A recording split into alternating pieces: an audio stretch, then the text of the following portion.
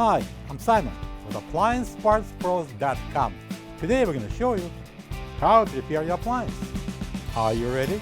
Remember, anytime you work on your appliance, make sure it's unplugged or the circuit breakers are off so there's no chance of electrocution. In this video, we'll show you how to replace the spray head in a Bosch dishwasher. It's going to be a very easy repair. Should only take a couple of minutes to show you how to do it. When you open up the package, you're going to get a new spray head.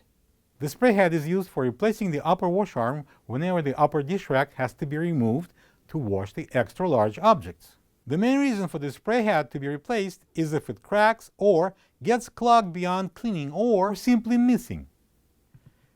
So we're going to open the door and we're going to remove the lower dish rack first, and then we're going to pull out and remove the upper dish rack.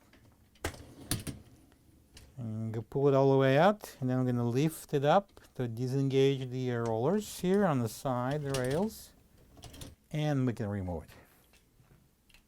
So we're going to install this spray head onto the central opening outlet and the back water supply tube. So these two longer tabs, when this locked, would be vertical, up and down. So we're going to install it horizontal, and then I'm going to turn it clockwise so it will lock. See this hook here and this hook here will lock on the back. All right, let's put it on.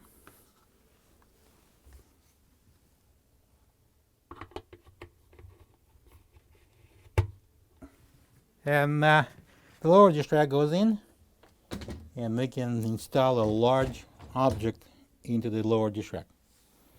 And you can close the door. Plug the dishwasher in and enjoy your clean dishes. Thank you for being a part of another successful repair brought to you by AppliancePartsPros.com. For any of your future appliance repair projects, please check out our other videos available on our site, on Facebook, on YouTube, and on Instagram.